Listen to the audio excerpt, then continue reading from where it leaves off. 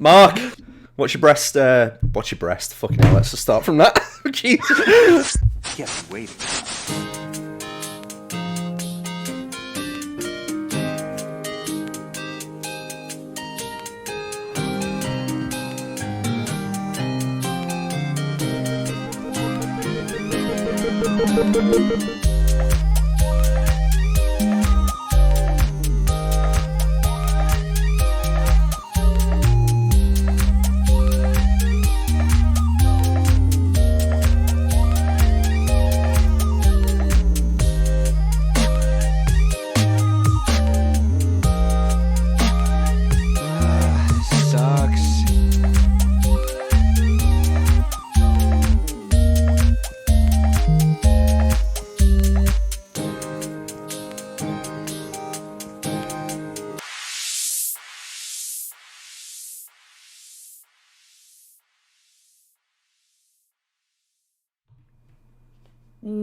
Welcome to CrossCast, a podcast about gaming, Friendship. and delaying orgasms. great. Those three. Okay, sure. That was a failed experiment again. Those three voices you just heard were Alex, Dan, and Mark. My name is Ben, and you can get involved in all of this nonsense by becoming a Patreon producer over at patreon.com/thecrossplayers. Not only do you gain access to all sorts of bonus episodes, perks, and giveaways, but you also get to shape the very content that we make. Big topic this week, lads, has been top 10s, various top 10s. We asked the Patreon group, what top 10s would you like to see us argue about?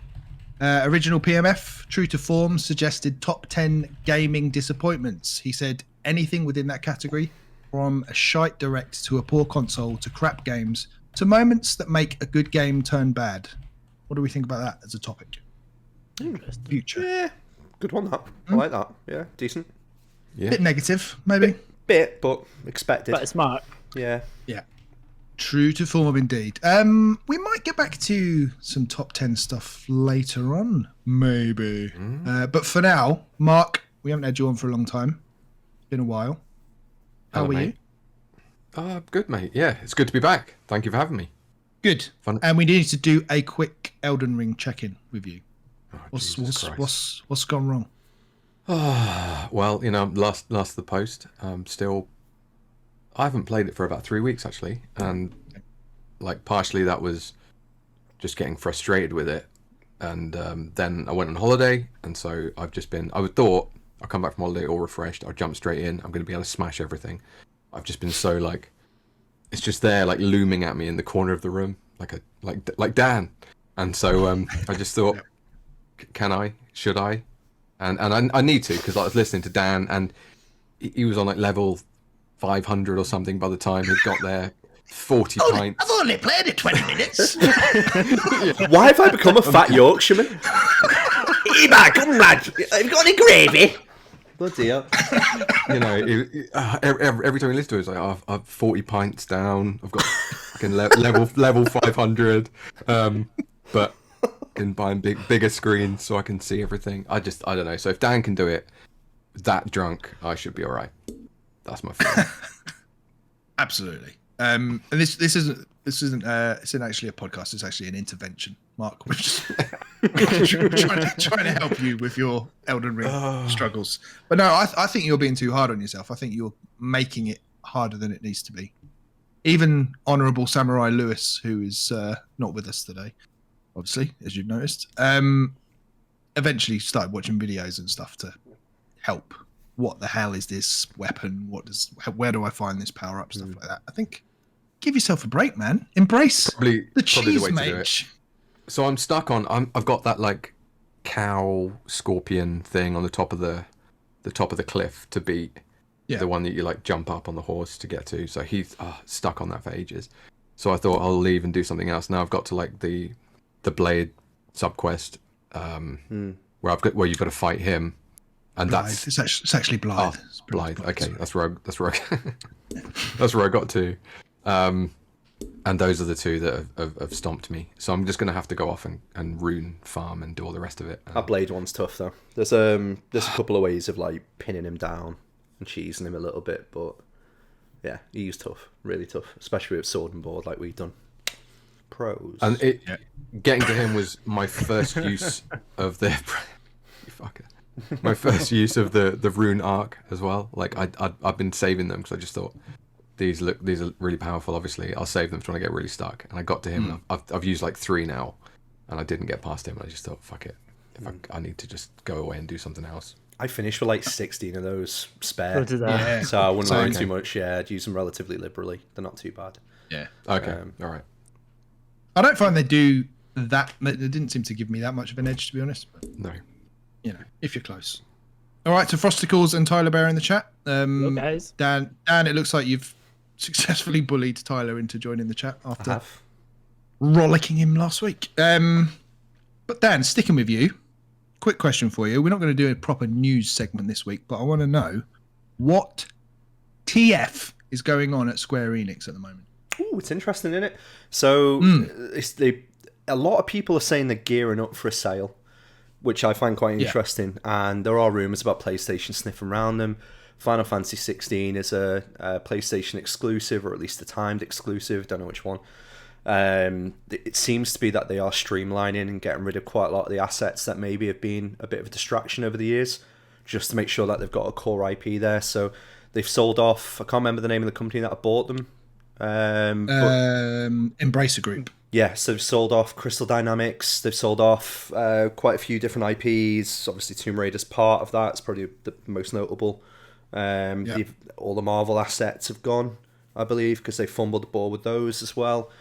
So quite a coup, really, for this other company. And it seems to have gone for relatively low costs. But, say relatively low cost. 300 million seems to be the number that's been mooted. But Chump change. A couple of interesting comments from Square Enix as well, saying we're reinvesting that money into the use of blockchain and some AI and different technologies to try and improve their infrastructure. Which, again, if they are gearing up for sale, they're getting us advice. You know, they have got auditors in saying this is where you're weak. It would kind of make sense. So, or it's just if you say these words in a tweet, your share price will go up. That as well, basically. Blockchain, NFT. Ooh, Ariana Grande. there's money in that. Ooh, do that one as well. So yeah, it's a bit interesting. I think it's not exactly making that many waves at the moment because Square Enix have fumbled the ball, I think, with those fringe IPs for quite some time. Alex, you enjoyed Guardians of the Galaxy, didn't you? I think that was the last one. Guardians of the Galaxy was one of the best games of last year. It was phenomenal. It was so good in terms of storytelling. The gameplay was good. That whole humour that the Guardians really came across. It was a really, really good game. Those Tomb Raider games were banging as well. I know they probably haven't dated that well, but it was literally them and Naughty Dog going blow for blow with Uncharted. Yeah. So yeah, I'm sad to see that. And it's still a massive franchise, isn't it? Oh yeah, huge. That's huge. That's probably the biggest one. But obviously, Frosticles in the chat saying, bring back Legacy of Kain. Would love a new Blood Omen and Soul Reaver. Amazing. Nothing since PS2 days. Yeah, I think a lot of people are echoing that. Yeah. I've never played them, but there seems to be a few kind of, I'm not saying this is one of them, but kind of dead or at least very deeply buried franchises other than Tomb Raider.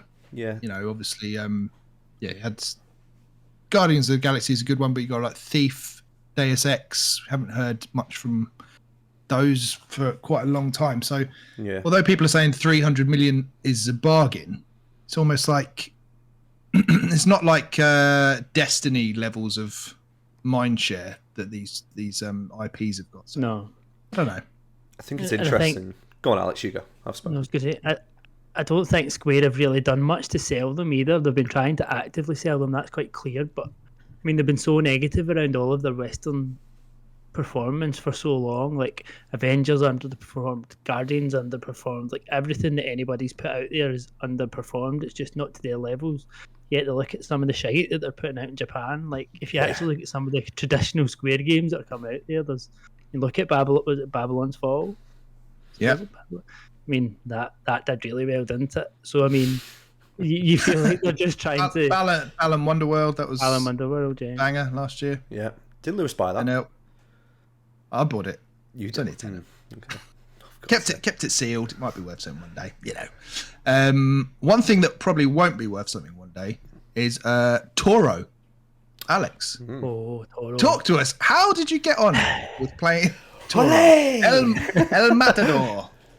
Tell us. I had just about managed to block that experience out of my mind. It was dire. I mean, I know you said the fishing was dire, but I mean, I was ready for something a bit gory and a bit like Dan was like, "Oh, this has been banned from Spain." And I think it was banned from Spain because it was that insulting to their culture. It was so bad. I think that's why they banned it. It wasn't fun. You basically just had to stand there and move about. And you just went, "Olé." Then you had to twist and you went, "Olé." And then the bill ran at you and you didn't hit the button fast enough and you just gored you. And there wasn't even any blood and you didn't die. So, look, that's not very realistic. So, yeah, not much fun. I'm here for Sounds Alex's awful. quick reviews. Like, they're just saying, well, I got gored. It wasn't that gory, but, you just die. It's like, good review. Yeah, crack on. Yeah. I wonder if our I got a few trophies. Oh, that's the main thing. I wonder if our next game will involve a some silver. sort of animal cruelty, because so far we've had fishing and bullfighting. Wonder what Mark's going to end up with.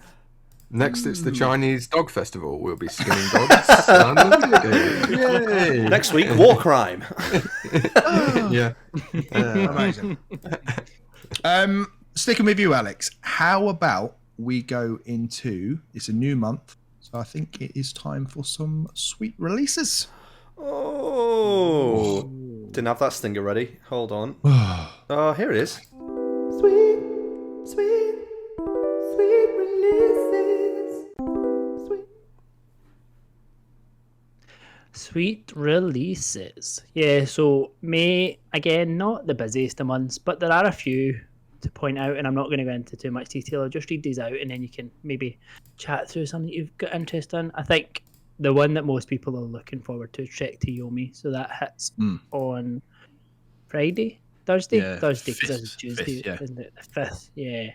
We have that releasing on Xbox, PlayStation, and PC on Friday. We then also have Odin Chronicle Rising, which I'd never heard of, but a lot of people quite positive about this. It's apparently the spiritual successor to Suikoden. I don't know how to say that word. But hopefully, Just keep saying it over and over again. Eventually, it's Yeah. So again, that's out on the 10th of May. One for Mark here. We've got Salt and Sacrifice out on the 10th of May. Ooh.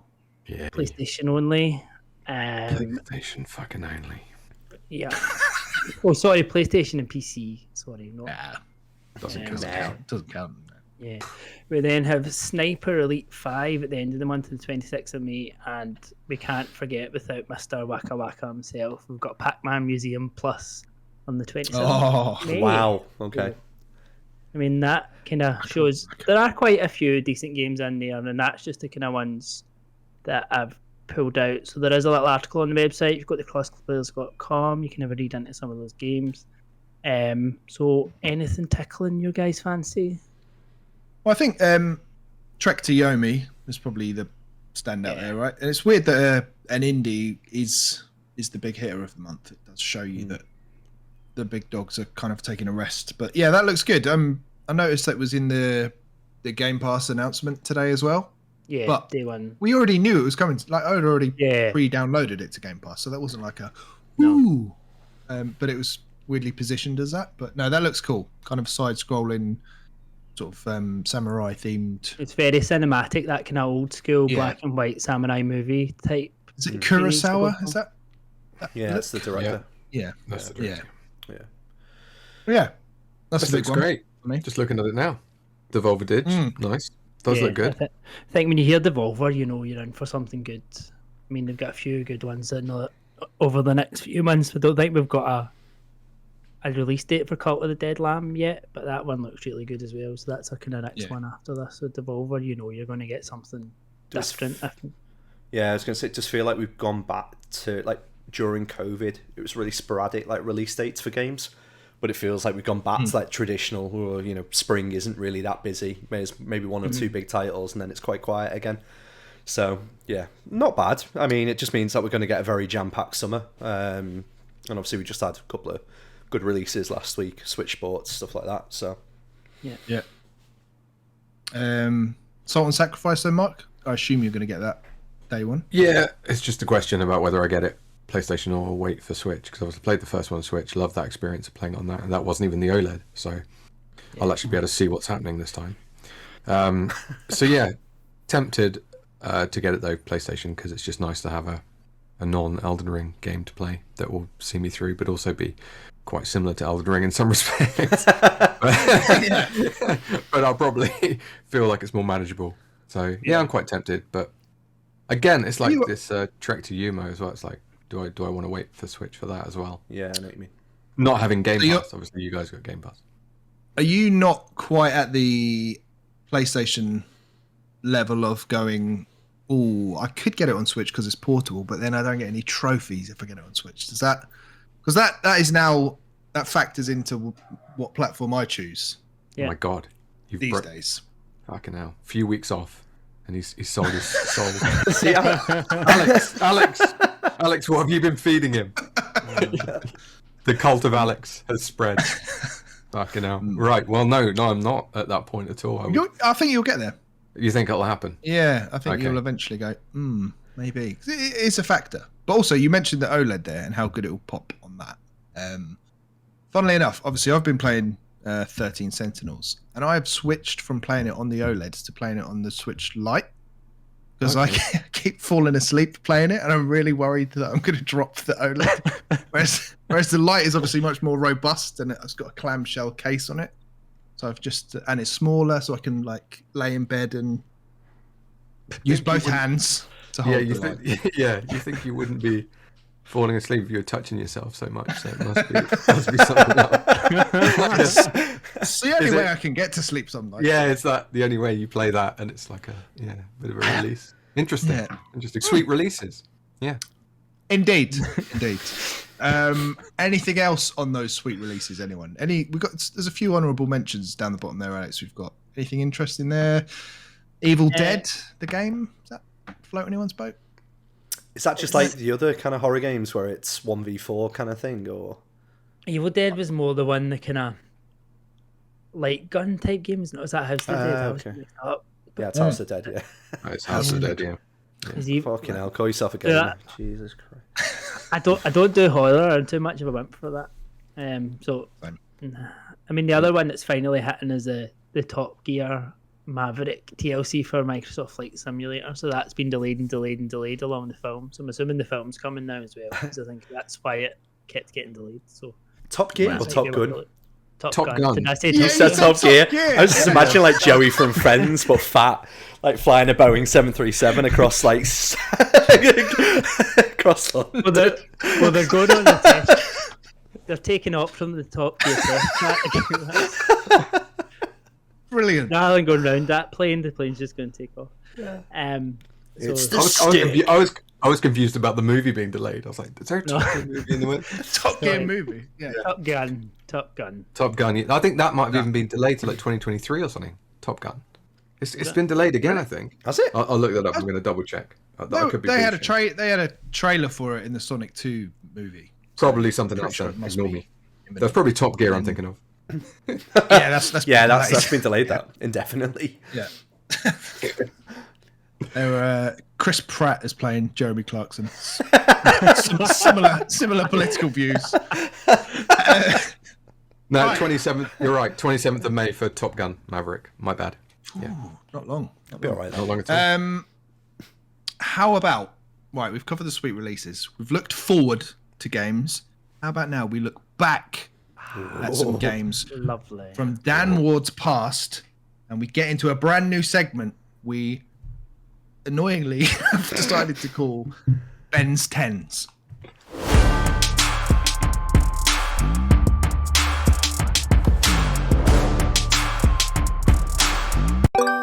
Ben's Tens. Ben's Tens. Yep. This is a brand new segment where we definitively break down the top 10 of something. This all came about because we keep banging on about wanting to come up with our definitive Cross Players top 10 and argue the toss about what should be in that top 10. So we thought we'd do it in a piecemeal fashion and go through individually, hear from everyone, and see what their individual top 10s are first. So, to start with, we're going to get Dan's top 10 video games of all time in descending order. So, Dan, it is over to you. Do you want to tell us any that came close, or yeah, I can do. I've thought about that didn't quite make the cut? I really enjoy putting this list together, and I don't, Mark, I know we were like discussing because you were doing one at the same time, but so we've got a top 20. So I'll give you from 20 down to 11, and then we'll go into it. And you can criticize, you can chastise, whatever it is you want to do. Honorable mention that I haven't actually put in here is Rocket League. So I haven't put that in my top 20, although like undeniably is one of my favourite games of all time. I just didn't know where to put it, so I just kind of left it out at this stage. And I was like, I couldn't put FIFA in either for that same reason, because it's a game that I love, but I don't see it as a game as well. It's a series, really. Yeah, it's just like, you could say that about Final Fantasy as well, but there's definitely Final Fantasy games in here. Number 20, Fable, the original. Mm-hmm. Love that game. Absolutely adored it. Number 19, Batman Arkham Asylum.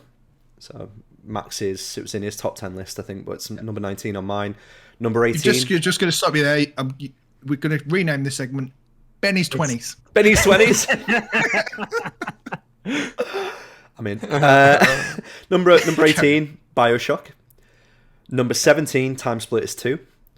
Number 16, Metal Gear Solid 2, Sons of Liberty. Number 15, Super Mario World. Controversial. That low down. Number 14, Final Fantasy X. Number 13, Star Wars Rogue Squadron. Number 12, really hurt me this, Final Fantasy VIII. And finishing on number 11, surprising for quite a few people, Persona 5. So Persona 5 hasn't made my top 10. I don't feel I could put it in there because I've never actually completed it. I've waited for a Switch port, and I've always like being like, I'll finish it when I play on the Switch. And I've just like, oh shit, I need to get back to that game. So That's a good point, actually. That's a good point about whether, because I've probably got some. I'll probably have some in my top 10 that I haven't finished. But it has to be a factor, right? Because Persona 5 is one of them where it is so, the story is so intrinsic to the overall game experience. Like, that is the game, basically. Yeah. So if you don't get to the end of it, then where can you really say can you really rank it up there? That does also remind me, one of Eamon's suggestions was top 10 game endings. So a lot of games have an anticlimactic finish, but which 10 stand out as great / satisfying endings to games. That'd be a good one we can do once we've all finished that many games. Completely agree. Come back to. So, without further ado, number 10, Tony Hawk's Pro Skater. Ooh, the original. Original, yeah. So I absolutely adored number 2, number 3, but I just think for that nostalgia hit, and quite a few games on my top 10 have got that nostalgia hit where all of my mates round at my house sat there, PlayStation, dusty grey, 4 controllers, just all enjoying exactly what you can do on horse on that game. And the soundtrack to it, the way it was presented, it felt amazing in terms of like graphics as well at that point in time. And I don't think there's one person that's ever played it that hasn't enjoyed that game. So, yeah, that's my number 10. Banging soundtrack as well. That was one of the first games that I was like, wow, licensed music in a video game. This is the way forward. Yeah. Can't remember if that came out before Wipeout. I think Wipeout maybe preceded it, but that's when you started seeing, the move over to discs so they could cram loads of full songs onto stuff. And brilliant. I just remember like cracking combos in that game was banging. So yeah. Number 9, similar trend of like nostalgia hit. So is Goldeneye on the N64.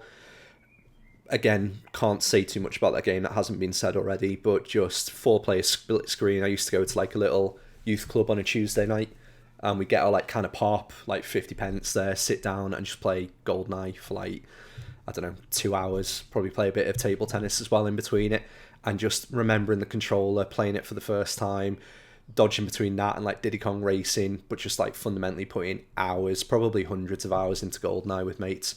All the different modes in multiplayer, the different compatibility, the cheat codes, the soundtrack, the fact it was a licensed game. It was just amazing. It was so good. And even in single player, that game was banging.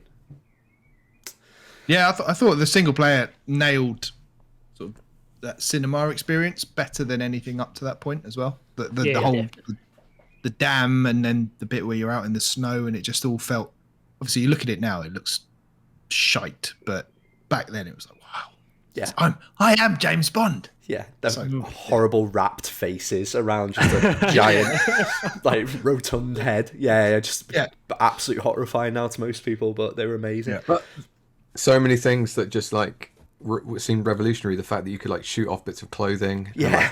like, that first bit where you're going through the little air vent, and then you shoot down into the toilet at the guard that's in the toilet, and then you sneak out. The first person and sneaking just seemed completely revolutionary to me at the time. Yeah, It was so cool. Such a great game. and even I like think it was the first time I played a multiplayer sort of death match as well Yeah. in any game, and that just seemed like a game changer. It was like, wow. Yeah, rare snapped with it. And just even like the Golden Gun mode and stuff like that. It's just so clever to play with the IP in that way. And even a first-person shooter is very restrictive, but it didn't feel like that as a game. It felt like there was a lot of possibility of what you could do. And what you've saying there, Mark, about like different mechanics, even with the RCP-90 shooting through walls and like doors, so you could kind of get that kill, or even the sniper rifle in that game. I can't remember a sniper rifle before that had the same kind of mechanic where it actually felt like you could pick people off in a certain way. So, but And like remote mines. And Yeah. I don't think any game would use like timed Proximity mines. or getting them on characters as well. Proximity mines, all this stuff. Yeah. So clever, Amazing. so good. So yeah, solid number 9. I feel like I'm getting away with it here. So number 8, let's throw a controversial one in. So a game called Dungeon Keeper 2. So I've spoken about this a lot, and it's a game by Bullfrog, who I absolutely adored when I was growing up. We had a PC, like because my dad got it from work and brought it home, and we had like a couple of games on there, and they were all theme park, theme hospital, and I had Dungeon Keeper. And I don't remember if you remember how PC games used to come in like giant boxes, and you go to like PC World, and literally they'd just be on there because there was no Steam, there was nothing. Kids, if you're watching this, there was no Steam. You had to go and buy a PC game and install it, and you had to check the requirements on the back and go, have I got the right graphics card? Can I play this properly? All that kind of shit. Even if you had like an internet connection at that point, it was a luxury to download more patches stuff. So Dungeon Keeper was really special to me because it was my first like introduction to kind of like a management sim. So I played a bit of Theme Park before it, but that game was quite complicated, I think, for maybe a 11, 10-year-old, I think, when I was playing it the first time. But Dungeon Keeper, for some reason, clicked really well. And it's a management sim about dungeons where you use your little imps. You are like the overlord, and you are just a giant, weird monstrosity of a hand. And you just click things that you want your imps kind of like claw away, and like they build the walls, and then you can reinforce them based on other dungeons that might attack you. And you need to attract like different creatures to your lair. So it might be a spider, but you need to create something that spider might eat. Or you might need to have a very specific like gym to attract like a ball demon, I think it was called, which is like the giant things that were on the front cover. Or to like attract flies, you might need to be near water, or salamanders, you might need to be near like molten fire and that kind of stuff. And you built this dungeon up. The best part of that game was like it had an open like skirmish mode where you could be against 4 AI, and you could just build out this wealth of a dungeon with loads of intricate different like pathways, maybe multiple different areas. You had to keep spiders away from flies, otherwise one would kill the other because they hate each other. And there was loads of different like mechanics and things that you had to consider. So just the length and breadth of that game and the attention to detail that the devs have, I never ever will forgive EA for buying Bullfrog and then doing nothing with those IPs. I think they brought like a mobile port of Dungeon Keeper out a couple of years ago, but it was just filled with microtransactions, and it just ruined the heart and soul of that game. So love that game to death. Absolutely love it. Do you think if that is the point where you decided what you wanted to do as a career, playing Dungeon Keeper? Because the way you were describing it there, you got all these minions. Yeah, and you're just You're talking to me, man. We'll get banned again. I'm not sure. Yeah, probably not, Ben. No, I don't think I was that much of an evil prick. So that's fine. Nor do I treat people as minions. Yeah, not too bad. Thanks, Alex. Jason in the chat saying, didn't Diablo spawn from that? Is that? Yes, it did. Yeah, I think so. Wow. Yeah. There we go. The aesthetic of it was like, but it had a very tongue-in-cheek kind of humour to it as well, like a really dark humour. Right. So again, just everything about it was perfect. It was such a good game. Number 7. So might put a couple of you on the fence, but Pokemon Yellow. So we used to have a. I'm gonna get ripped for this. Yeah, I'm gonna get ripped from this remark, but there used to be a computer game shop called the Chip Shop in Liverpool, which I go to quite a lot. Yes, I went to the Chip Shop quite a lot, Mark. And they sold like different versions of games from different territories, so you could get like I don't know, a game from America which would run on the Game Boy at that point, or you could go and get one from Japan if you were really keen. So over the years I got PSP from them, so I pre-ordered it, the Japanese one. Was it? Yeah, and I got like the American games because it was region free. So I kind of like wangled my way of getting these handhelds in a certain way before it came out into the mass market in the UK. And Pokemon Yellow was the same. So we had to pay like an extra 10-20 quid for it, and it came with the little Pokemon walker as well for Pikachu. And it was just the perfect definitive edition of Red and Blue. So much so that I actually tried to find it a couple of years ago because I think I've sold my cart. And just the memories of playing that over and over and over again, time and time, just to see how many Pokemon I could get. I could battle them with my cousins. We take the trading cable round, and we just literally sit there for hours. Again, really similar memory to like the other games that I've mentioned that are quite nostalgia heavy. But yeah, really great introduction to Pokemon. It dominated my childhood, so loved it. Was that your introduction to JRPGs as well? Yeah, it will have been technically, yeah. Because I wasn't a massive Zelda fan, so I never really got into like the action RPG too much, even though that's a little bit JRPG-ish as well, I'd probably say. But yeah, Pokemon was probably my first intro to that mechanic, and I did really enjoy the story as well, because at that time it was a simple story that worked very, very well for a game like that. So yeah, that Team Rocket. But has there ever been anything like it, where it dominated like the things you had in your pocket at school, the things you would play on your console, whether it was a home one or a portable one, and then even down to like the TV that you watched or consumed? It was just constant Pokemon. It was huge, and I was the perfect age for it. So, and you said I was going to be. Sorry, carry on, Alex. I was just going to say, and as again, like my son started playing, we've got new neighbours and some new kids moved into the street, and he's just, over the last week or so, he's been out playing with them, and they're all out with the Pokemon cards, and it's just like, I know what that is, and I know what that is. And yeah. Couldn't tell you anything about it, but I know it's Pokemon, and I know those cards cost a lot of money. Yeah. Yeah, it's weird. It's just stuck around, isn't it? We were looking after my nephew a couple of weeks ago, and I was walking into town, and it was just me and him, and he was literally just talking about Pokemon the whole time. Yeah. Like just complete, just spewing facts at me. And then I got this card, and then this one evolves into, and I'm like, this is cool. I'm learning a lot. Look, here. I've got a shiny. Yeah. Like, yeah. I think really important comments. So Tyler Bear and just said Yellow was good, but I always preferred Gold and Silver, because you got to go back to Kanto after Johto as well. Yellow might have been the biggest time sink for me as a kid too.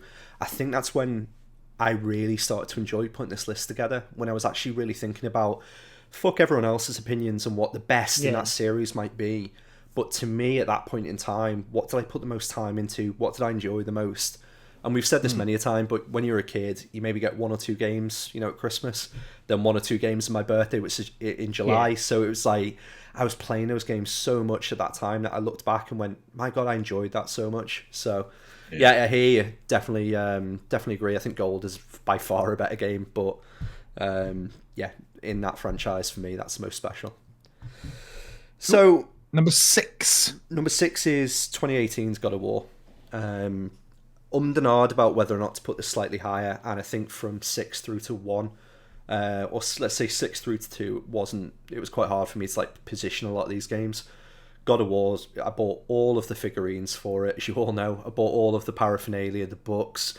I don't hesitate in buying people stuff from it as well, because I just like to see people have something from that game, whether it's like a figure, or whether it's an Nendoroid or a book, or just everything about it. Even now, I can't show you, well, I can show you guys, I can't show them, but I've got my Kratos and my Atreus that are actually in the PC at this point. I'll put a picture up on Twitter later. So the message of that game, and the fact we had the little boy on the way as well, it just resonated so hard. I didn't know we were having a little boy But I just wanted one from that moment onwards with Sophie being pregnant, and I was like, oh god, like everything about fatherhood it explains in a real like over the top way resonated so hard, because like I've got two dads. I've got stepdad and biological dad, and like I love my biological dad to bits. We've got a great relationship, which is more like a friendship, but I've never really had that father kind of figure where someone's been really like, you need to learn this, you need to do that. They were both very, you need to go and learn on your own, and that's it. Whereas like Kratos is the polar opposite of that. He's trying to teach his child and he's getting frustrated, and the way that story just blends and harmonizes towards the end is just gorgeous. I love it to bits. So as a special game, I could have put that anywhere in the top 10, but it just got edged out by another couple of games. I completely agree with that. And Ben joined the podcast shortly after you got into that. Is that a coincidence? I had a full head of hair though. He insisted, right, you need to grow a beard. You need to shave your head off. Still working on the tattoo. Shave your hair off. Yeah. Alex, am I right in thinking you didn't get on that well with God? I liked it and I enjoyed it, but I think we had a conversation recently. I can't remember who it was we were having a conversation with, but it's not stuck with me in any way. Like at the time, I really enjoyed it. I get totally lost in it. I kind of played through it within a week or so. It didn't take that long, but kind of looking back on it now, like there's plenty of other games that are stuck in my head, but that one for some reason really hasn't. And not any disrespect towards the game, because I really enjoyed it at the time, but it's just not stuck with me at all. It's gorgeous looking as well. Really, like I played it on. Well, I played it on base PS4, and it was stunning. Like it looks better than It looks better than Elden Ring. Yeah, it definitely does. Yeah, which definitely want to encourage people to play, but I think that type of game and the mechanics within it date quite quick. So it's no different to how we probably all feel about, well, I feel about other games as well, which I'm not going to mention because they're also in my top 6. But the mechanics within those games are kind of a nice little window into what 2018 was like for games. But true. At the time, it was a revolutionary take on that action RPG. And again, the way that it uses like the axe mechanic, the Leviathan axe, and the way you can call that back. The way that, again, just the controller feels when you're playing the game, or the way that it's continuously one shot, and there's a lot of directive vision in it, you know, from Corey Barlog, who then obviously directed quite a few of the games previous and worked on those as well in different capacities. So it's just it's a great homage to it, so much so that I'm actually worried about Ragnarok, because I think if it does the same things without introducing a lot of mechanics, similar to Breath of the Wild 2, you know, we'll have a bit of a crisis of confidence in it. So yeah, but still, at that time, great game. Couldn't put it down. Yeah. Mark, is it on your to play list? Anywhere near the top of that? I think I've even got it installed at the moment, but haven't played it yet. I've got it, ready to go. And I've heard so much about people saying how great it is. So good stuff. Number one soundtrack as well out of all the games I think that I've got on this list in terms of like what I listen to now. Very cool. Number 5. 5. So, this is one that I wasn't expecting to put into my top 10, and I was like thinking about it quite a bit. It's GTA 3. So, there obviously no doubt whatsoever that 5 is a better game. 4 is probably even more of a better game in my opinion. However, the way that I felt when I first played 3, everything from the cover to that game, to what it did with its radio stations, to all of the different mechanics that was in it. And again, I think I spoke about this on the podcast before, but literally downloading lists and lists and lists of rumours of what happens in GTA 3 and all the things that you can do. Oh, a shark might eat you if you go in the water, or you can fly a plane, or you can do, and just you can shag a prostitute. All of the things that you could do in that game, and being like, oh my god, what is this thing that's going to come out in a couple of months' time? You know, what is this game? Then getting to the point of playing it, hoodwinking my nan at the time to buy me the bloody thing for Christmas, and just it completely dissolving my life around me and not being able to put it down.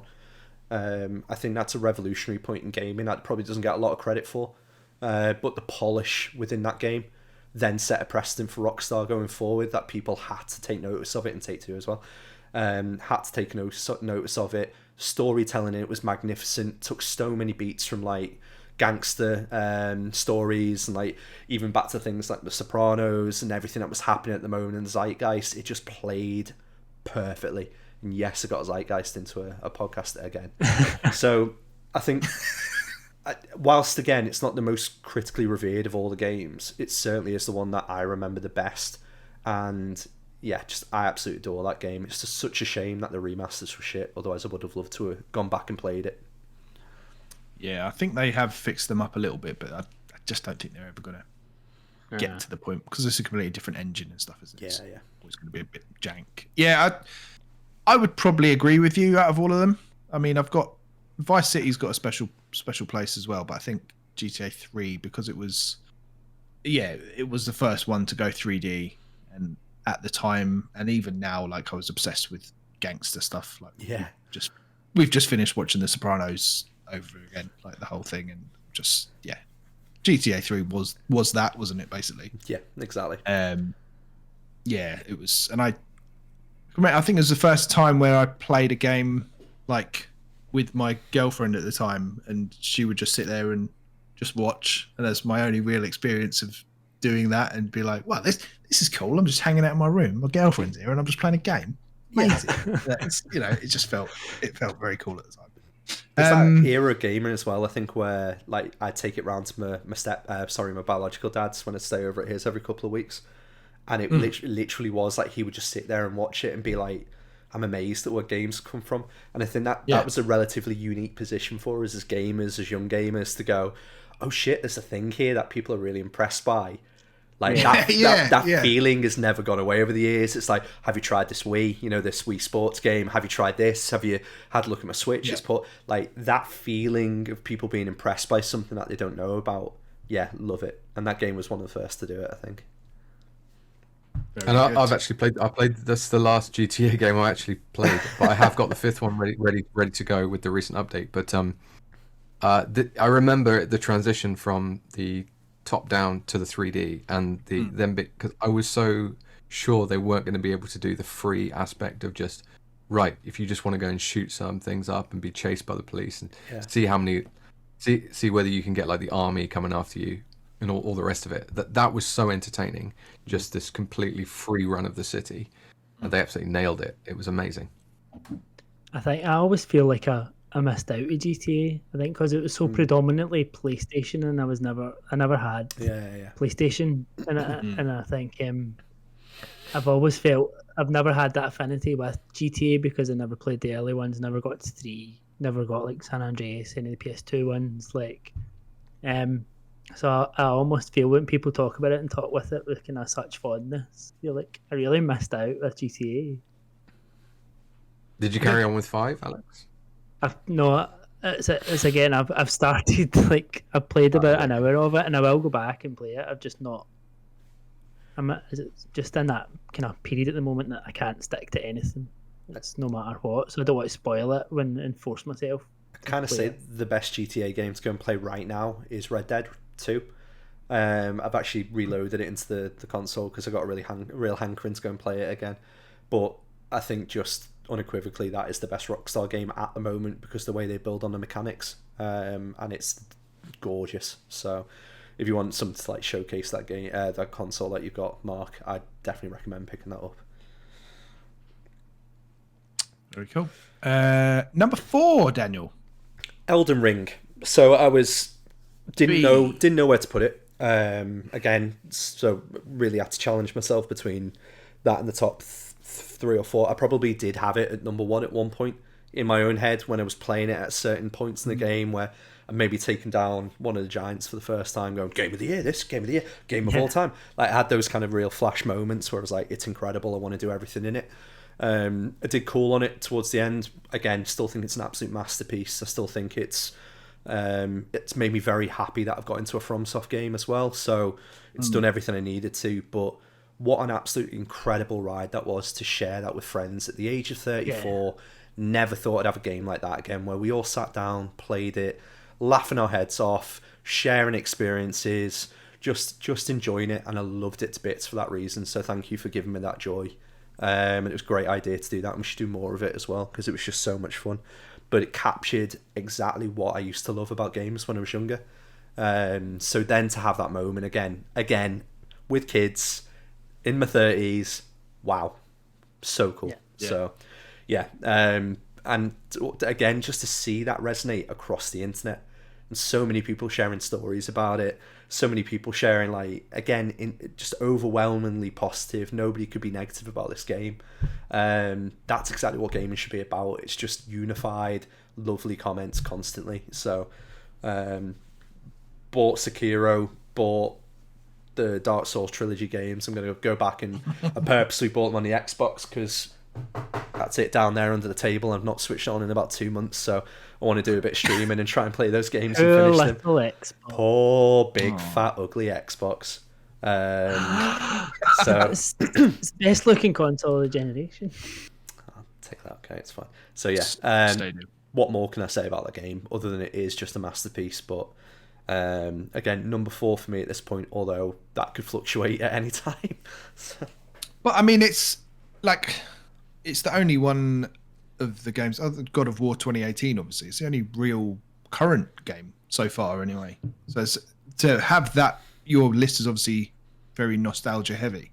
Yeah. To have penetrated that list and then got into the top 5, it's it's special. And I do think a lot of it is the memories that we've created from Mark's brilliant idea of playing it all together. Yeah, definitely. And Yeah. Sharing those experiences, and it did. Yeah, I think you're right. It did make it more like that sort of school playground kind of, almost like we're comparing notes, but also there's a little bit of competitiveness there as well. Maybe with you, Ben. Well, I did this. I did this second time around, or it's brilliant. I mean, obviously we've talked it to death, haven't we? But it's a great game. It is an incredible game. Can't wait for the DLC, the inevitable DLC, because even that in itself, when I messaged that the other day, I was like, I sound like a little giddy child here. I was like, do you reckon there'll be DLC in the game? And everyone was like, yeah, of course there will be. I was like, okay, yeah. All right, number 3. Final Fantasy 9. So the highest rated Final Fantasy game that I've got, I could have interchanged this with 8 and 10 or put them higher in the list because of just the memories I've got, but 9 encapsulates, I think, everything I love about the series. So I won't talk too much about the story because I think I've bored people to death about it in the past, but it is the quintessential JRPG. The way it sets out, the graphical kind of fidelity of it, the way that Squaresoft at the time had their cutscenes were just stupendous. 8 had come before it, which is the first Final Fantasy game that I played. I played 8, then 7, then 9. And 9 kind of came out maybe 2 or 3 months after I'd finished those games, and I was so excited for a release. Got it on day 1 from a HMV, which is just pure luck. Ran into there and they had it on the shelf.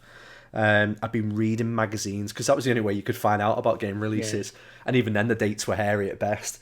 But reading games magazines, buying it constantly. I remember the official PlayStation magazine, Zidane on the front, massive image of it. I think I've still got the magazine upstairs somewhere. Buying the guide for it, just throwing myself into this game and knowing that I wanted to explore everything and had, as a child, unlimited amount of time to be able to do that. So I still think this game holds up today. I still think it's ripe for a remaster, although I would hope they would keep the JRPG mechanics with this game as opposed to what they did with 7. Made it more action, real time. So it's gorgeous. Everything, the iconography from it, the characters, I just adore it. Got 2 VVs. You can see another one over my shoulder over there. So I can't say more about it. It's the best Final Fantasy in my eyes, as much as I love 8 and 10 and 7. I know 7 wasn't anywhere in your top 20, was it? No, not top 20. No. It's a great game. Wow. Again, I'd have it in the top 30, but yeah. Similar to you guys, like it's one of those games that really was important to me, but not for the reasons that I think it was for a lot of other people. For them, it was their first Final Fantasy game. For me, it wasn't. It was my second. 8 should be higher, which it's the highest of the others. And 10 had that same feeling. If I knew it was coming out, bought all the magazines before it came out and hammered it over a summer, so it had that nostalgia kick. But yeah, 7's not anywhere near, I don't think, those other games in my eyes. I must say, like, from only playing the first few hours of 7 and 9, I did find 9 a lot less jarring. I don't know if that's just because it was more recent, but it seemed, I don't know, it because the setting was more kind of traditional JRPG. Yeah, completely. And felt like that, whereas this had this sort of mechanical industrial setting to 7, which I just found a bit, wasn't quite ready for that. I think everyone has like a game where there's almost like a critical free pass to it. And even though it was that kind of generation of games that haven't really dated very well, and there have been like multiple remasters and touch-ups to those games as well, where it's like improved resolution, whatever. I'm fully aware that it's not the best looking game. It's not the best JRPG ever, but at the time and the way that it gave that kind of feeling, even like the card game that's in it, I think it's Tetramaster in that one. I always get confused between what's in that one and 8. All the way down to like the storyline in it and the way that Final Fantasy game keeps you gripped, or for 100 hours plus. But again, same way that Ocarina of Time to a lot of people and Majora's Mask are the best games in their minds. This is definitely worthy of that third spot, that bronze medal. Very good. Silver. The Witcher 3. So I adore that game, and it got me back into gaming, and that set off a very long path for the next like 6-7 years, where it led me to meet a group of people like you guys as well, which I'm extremely thankful for. So the reason it's important, I actually traded Bloodborne in for it after playing Bloodborne for an hour and a half and being like, this is not for me at all. I'm not enjoying it. I've got no idea what I'm doing. And I saw this game and seen it been getting good reviews. I've been listening to a lot of podcasts, and think it was the Beyond podcast with Brian Altano and Max Scoville, and they were talking about this Witcher 3 game that come out. So I've not really played 2 and 1, but fuck it, I'll get it. I'll trade it in. The package it came in, the CG Projekt Red like stamp of quality, which they did do with Cyberpunk, but sadly the game didn't have the same impact. It had all the stickers in it, had this lovely manual in it, had all those feelings that I got back in the day of purchasing the game from Electronics Boutique and having exactly the same kind of like quality in there that goes into it. Just the love that went into that game, and the respect that went to the original source material. I think it shows in the fact that even the Witcher TV show that's come out has taken more beats from the game than it has sometimes than the books.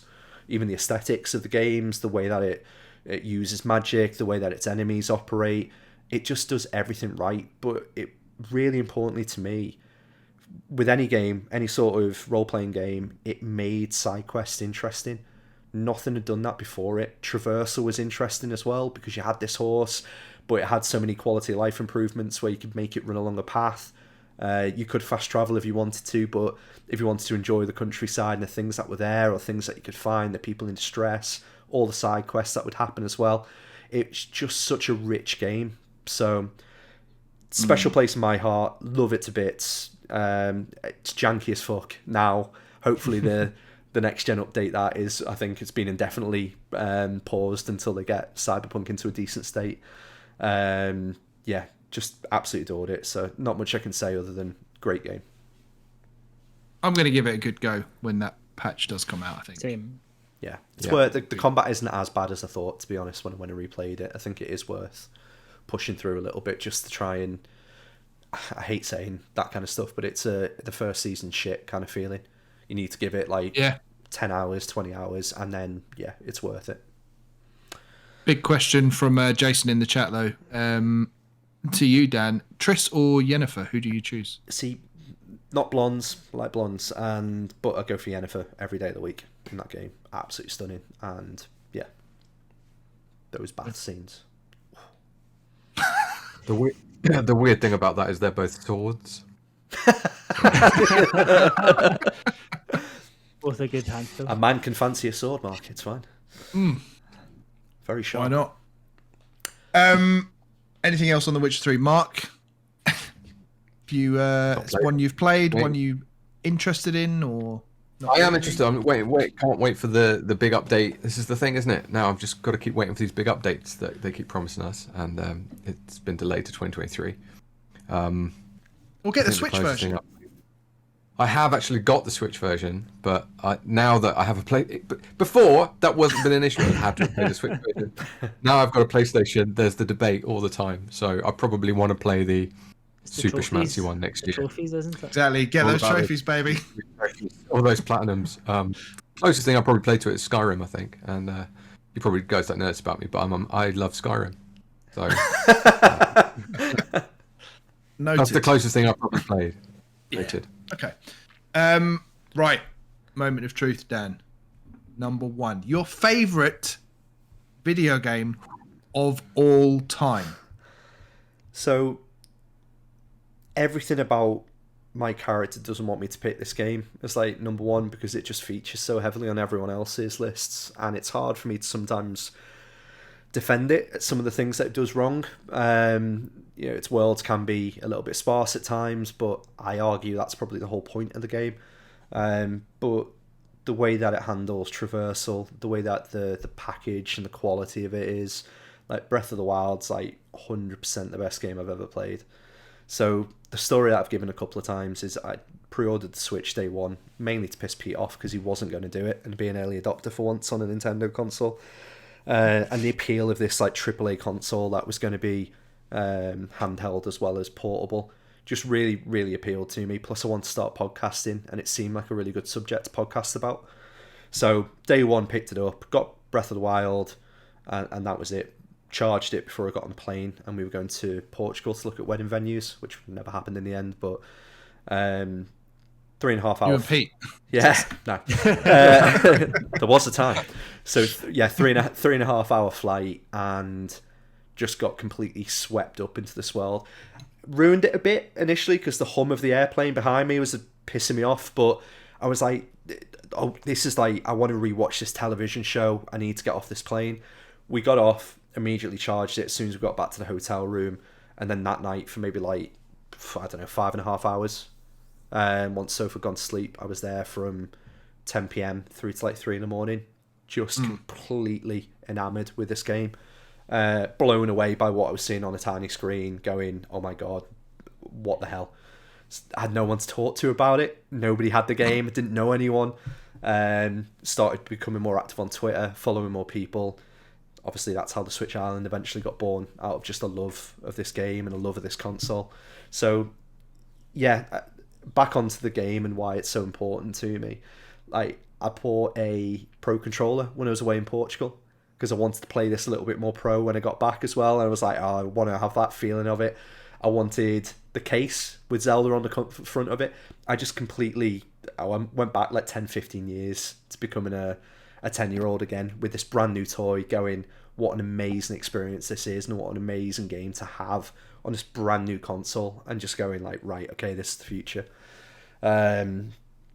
Other than that, I'm not really going to have a unique take on why Breath of the Wild is the best game of all time, other than people that say it isn't are wrong.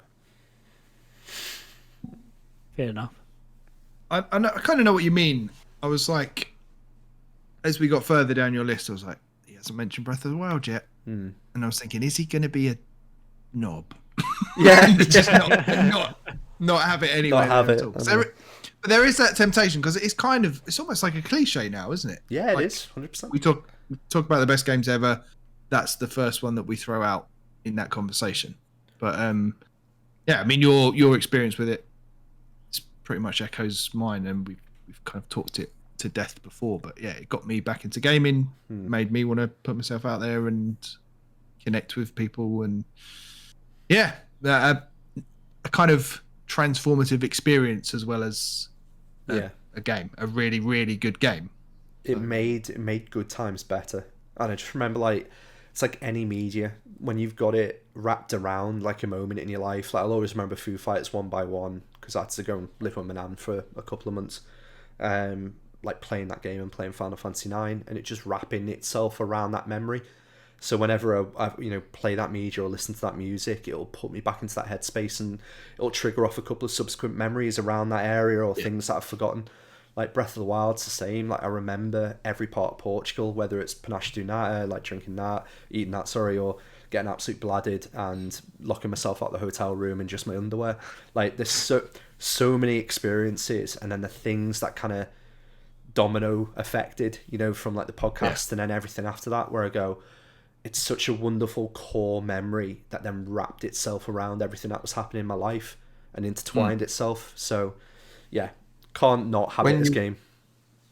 When you woke up in your underwear, you didn't wake up in a tunnel, did you? I didn't. Because that would be a bit of a That would be Dan, with a sword. wake up! Yeah. Zelda. It definitely didn't happen. But yeah, the memory of it is just ridiculously good, and it's a game that I think I've completed 3 or 4 times, and I hate going back to games that I've completed already. Just isn't my thing. So yeah, it's great. Have you done the hard mode though, the master mode? Nah, didn't want it. Nah. Didn't want to do it. Like I love the idea of it. Again, I think it's great for people that want to do it, but the memory isn't it's not a game to me in that way. It was more the experience of trying to get from that A to B and the challenge of being able to do it in a different way. Very similar to like Elden Ring, in that vein of you can kind of go and do what you want where you want to. There are challenges there. It's your choice to do with them what you want. Yeah. Alex, what are your feelings on Breath of the Wild? Am I right in thinking you're not as hot on it as everyone else? I've never finished it. Right. So that's probably the kind of key thing. I had the same experience as kind of Dan was saying, like when Breath of the Wild came out, day one on the Switch, day one in Breath of the Wild, and I just remember being engrossed. And I think it's that whole thing about it being at the same time as the Switch as well. And you're like, how can I be taking a game like this with me? Like, how can I be playing this on a handheld? Like, it's wild. Like, there was that bit of it, and I don't know if I kind of got lost a bit more in that than I did in the game. And then I did that like cardinal sin and traded it in and never ever finished it. But I do now own it again, and I will finish it this year. I did buy it just before Christmas, and like I think Amazon had it for £32 or something one day, and you never see Breath of the Wild for that amount. Yeah. I'm having some of that. So I will go back and finish it now, and I think probably it kind of talks more about me and where I am with games now compared to where I was with games then. It's probably the reason why I didn't finish it. Yeah.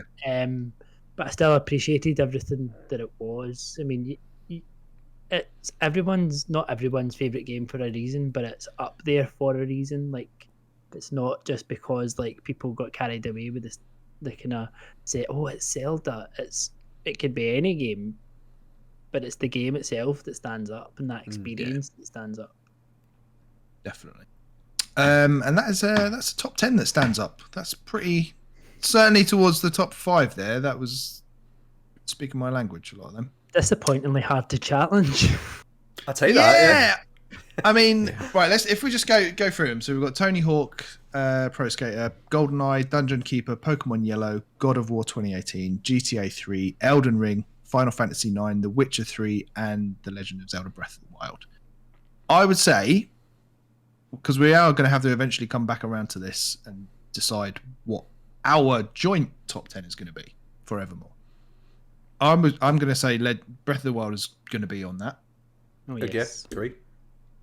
I would say might be recency bias, but Elden Ring will probably be on it. Mm-hmm. Fair chance.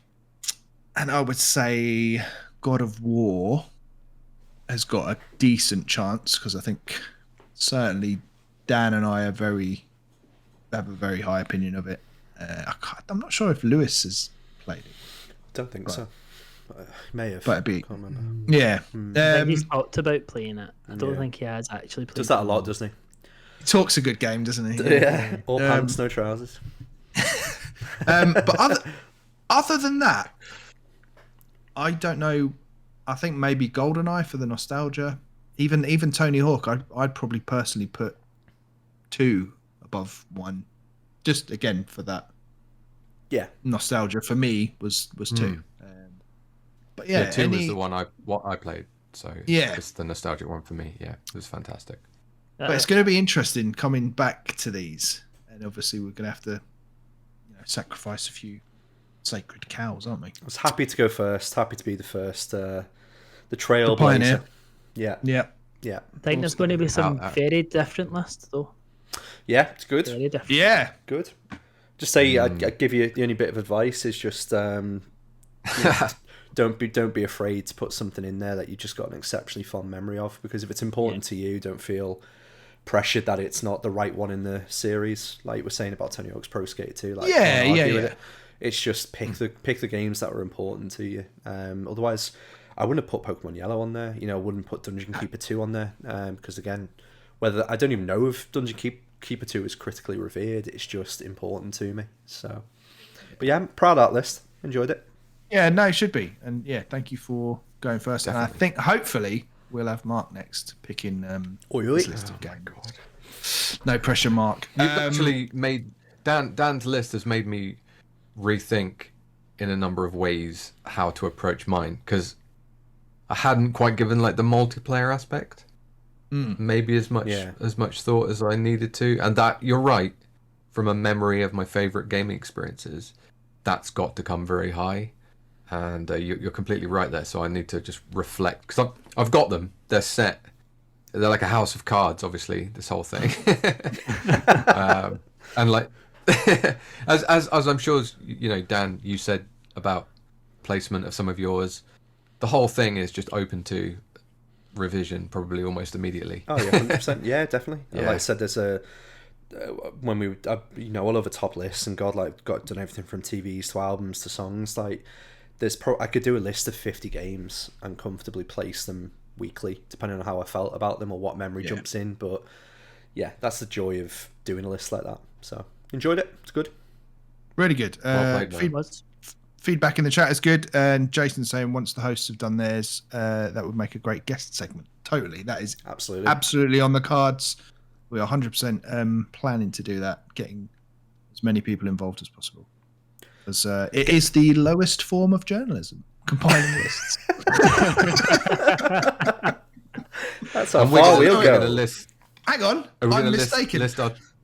The lowest form of journalism is Mario or Smario. Oh! That's what we're going to do next.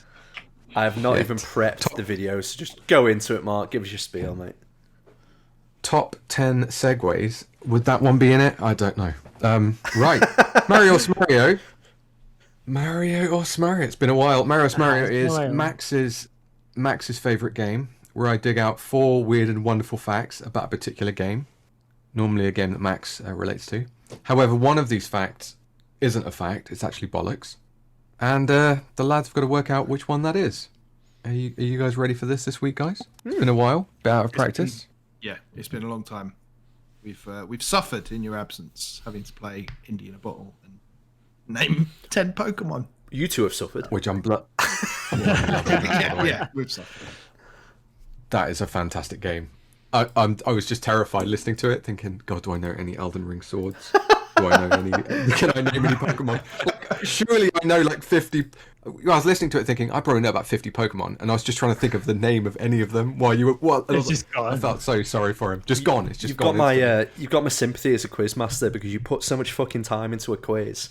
I'm literally sat there on the toilet in work going, right, number 10, 9, 8, 7, right, I'm going to do this. Like, half an hour, not on the toilet, by the way, that's not clock fraud, but like literally trying to think of this game throughout the day. And then he kept there and with bent face like this. Oh, I can't think of any Elden Ring, I can't think of Pokemon. Ooh. I'm like, do you understand how long this took? Do you understand how hard this was? So, kudos, Mark.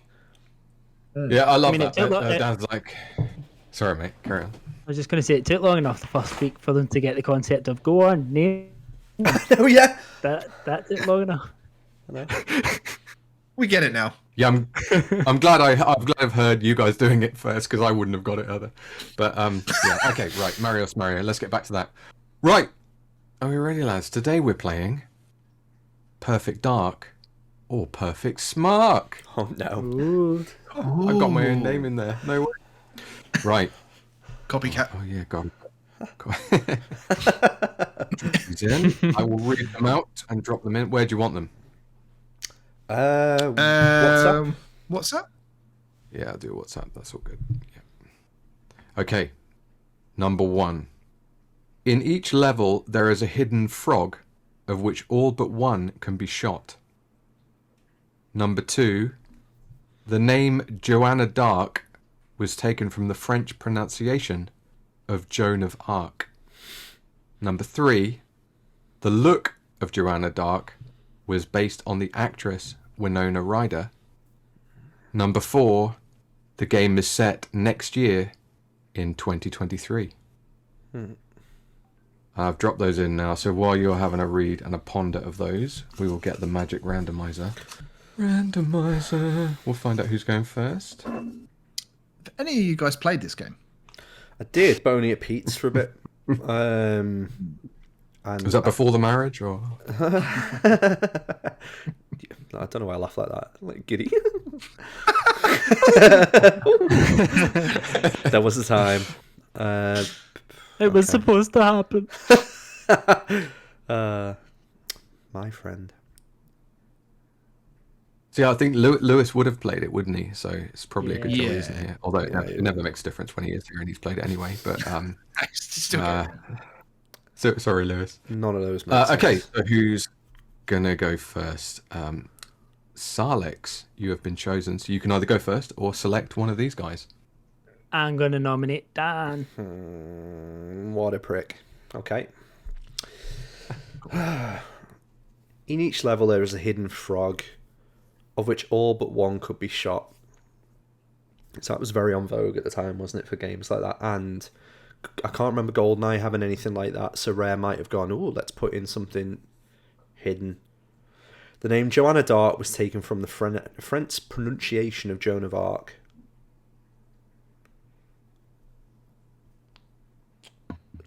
Yeah, strong female character, maybe. The look of Joanna d'Arc was based on the actress Winona Ryder. This is pre-meltdown, isn't it, Winona? So, pre-shoplifting. Hey, it's a legitimate disease. Yeah. I'm from Liverpool, mate. We should probably say allegations of shoplifting, just in case. In case there are any lawyers listening. Just in case Winona's listening. The game is set next year in 2023. I can see that being true. I don't know what's number one. What's the frog got to do with it? Number two, Joanna d'Arc, Joan of Arc. Look at Joanna d'Arc based on Winona Ryder. Does she look like her?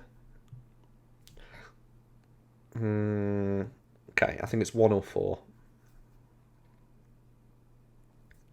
One only because the added part to the sentence of which all but one could be shot sounds like gobshitery. Put down Winona Ryder sounds gobshitery. I'm going to go with one. In each level there is a hidden frog of which all but one can be shot. That just sounds like a... Yeah, it sounds like something Mark would write.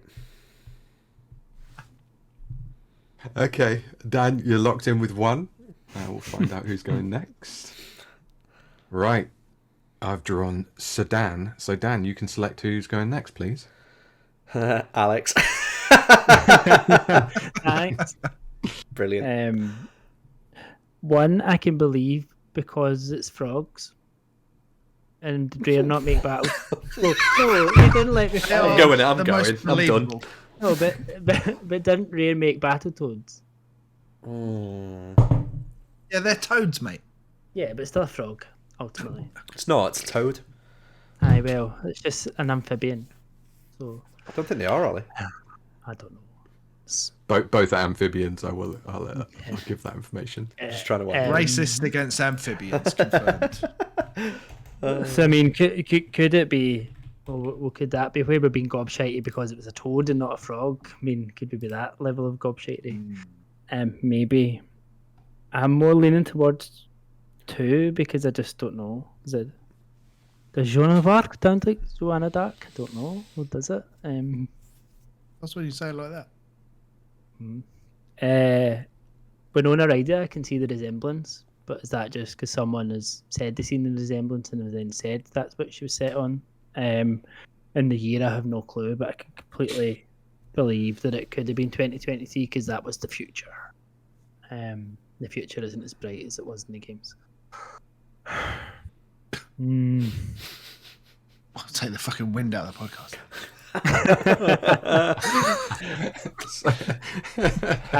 I'm going to go with 2. Okay, Alex is locking in 2. I think we all know who's next. Ben, you're up. 'Tis I. I'm gonna just jump straight ahead, and I'm going to go for 3. The Look of Joanna Dark was based on the actress Winona Ryder. I think it might have been based on someone else. Okay. Yeah, that's my guess. You're locking in 3. Okay. Yep. That is great because you're all over the board. I love that. That seemed like it was a tough one for you guys this time. I don't have any... Never played it. Yeah, any fondness for that game at all, although it's well loved, isn't it? So. Yeah, wasn't it on your list of top rated games in the quiz? Wasn't it one of the top rated games of all time? It was like 4th or something. Yeah, very high. Yeah. I absolutely loved it back in the day. I was, you know how Dan, you were talking about waiting for ages to really drag out giving the answers. Sorry, no, waiting for looking up all the looking up all the information before a game came out and just being obsessed and like buying all the magazines and stuff. That was me for this game. I was like buying everything and just reading about it obsessively, almost to the point where it was like almost slightly disappointing because it could never live up to that expectation. And you're probably all expecting the answers now, so I will go into that. I will start with number 4. The game is set next year in 2023. That one is a Mario. That one is set. It is indeed set in 2023, which is pretty cool, I thought. Okay, the next one I will do is number 3. The Look... You don't know where this is going, mate. Okay, The Look of Joanna Dark was based on the actress Winona Ryder. That is also a Mario. So sorry, Ben. Damn. Yeah, that's actually true. I had no idea about that, despite having read all about it at the time. Let's do number 2 next. The name Joanna Dark was taken from the French pronunciation of Joan of Arc. Pronunciation is apparently Jean d'Arc, and that is also a Mario. So Alex, sorry mate, and that leaves Dan as this week's winner. Boo! He guessed there isn't a frog in every level, but there is a piece of Swiss cheese hidden on every level, and I made up the bit about the shooting, which Dan correctly identified as gobshitery. Yes. Wow. I do know you well enough. There we go. That's a good thing. Yeah, he's often picking me up on shit like that. Yeah. Brilliant. That's well done. That was good. Well done, Dan. Congrats. I've completely lost track of what the scores are now. Dan's now on 3. You're on 2. And me and Mark are on 1. And Lewis is still on 0. The host is beating Lewis. That says everything. Amazing. Perfect. Well, thank you for that, Mark. Good to have you back. That was thanks. That was some kind of fun. That was great. Some kind. Yeah, some kind. But yeah, you decide. But yeah, let us know. You decide. Also, what did you think of our new segment, Ben's 10s / Benny's 20s? Keep us posted if you want to hear more of that. If you don't, shut up. We'll do it anyway. We did have another suggestion from Sean Hughes over on Discord, saying top 10 hip hop artists would be a great category for us. Mark, I just want to get your take, Mark. What do you think? Who'd be in the sort of top 3 roughly if you had to say? Hold on. This is like that indie in a bottle thing. Hold on, fuck. Right. Name them. Wait. That I can say Massive Attack. The song Angel. I really like that. Is that it? Can that count? Does that count? I wouldn't put Massive Attack in the top 10 hip hop artists. What about all time. Not artists. Can I just do songs? Because I'm going to be stuck. I quite like the ones. Have a think. Okay. Don't go away. Listen through your collection and come back to us next week. I'll be there with that. No problem. But yeah, thank you to Sean, Eamon, and Mark who submitted those ideas. What do we think was the best one? Because we are going to give a £15 gift card to the platform of your choice to whoever had the best suggestions. So Sean suggested top 10 hip hop artists, Eamon top 10 game endings, and grumpy Mark Hammond top 10 gaming disappointments. What one do we think we're most likely to pursue as a topic in future? disappointments. I would have said Well, endings. Probably end up doing all of them, won't we? Eventually. Yeah, let's be honest. Scraping the bottom of the barrel now, aren't we? Naming Pokemon last week. What's it going?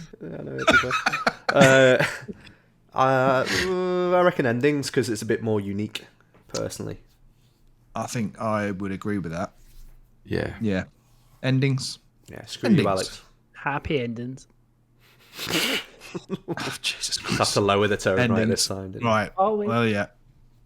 So congratulations, Eamon. £15 of eShop or PSN or Xbox credit coming your way. And if you, lovely listener, would like to be in the chance of winning, join us. Patreon.com/thecrossplayers. Just like Sean, Tyler, Jason, Lelena, Tristan, Sarah, Rebecca, Tim, Luke, Kevin, and Grumpy Mark Hammond. And we thank them all for their patronage. You can find everything else we do over at thecrossplayers.com. You can find all the links to our Discord, to our online store, occasional written work like Alex's sweet releases that he's just put up there. And boys, Dan, where can we find you online? Ooh, at Downward Tweets on Twitter, or like you said, over in the Discord. Chilling. Spiffing. Mark, you don't have an online presence. Basically nowhere at the moment, but The I South. plan on being back on. Yeah, PO box. Can we get you a PO box? That'd be so funny. We should. That'd be Please send Mark, so good. please Actual send Mark mail. a letter written in quill and ink. Can you please send me some fucking hip hop tracks so I can fucking catch up on the last 20 years? Yeah, but you're occasionally on Discord, aren't you? Yeah, I plan on, now I'm back in the game sphere, I'll play some Discord action. Cool. And Alex, what about you? On Twitter at SSAlex984 or on our Discord as well. Yeah. Go and check out Alex's pinned tweet for all the games that he's finishing, because he says he hasn't played any games since Elden Ring, but he finished about 8 this week. No, I mean, I'm up there. Like, that's really helped to my top 20 list. Yeah. I mean, Well, adding my name is my Mayor. name isn't Mail at number 1. My name is Mail 2 at number 2, and I've just got that space waiting for My Name is Mail 3. Utter scumbag. Alex just popped 20 million trophies. Yeah. You can find me at Benji Kong. You can find all of us at the Cross Players. And that, I think, is a wrap for episode 69. Sweet. Bit of a Bye-bye. mouthful. Bye, guys. See you later. Ciao. So delayed. No, it was just breathing. He went, bye. He's like a dirty keeper. Right, here we go. Intro. Hey. Kept waiting.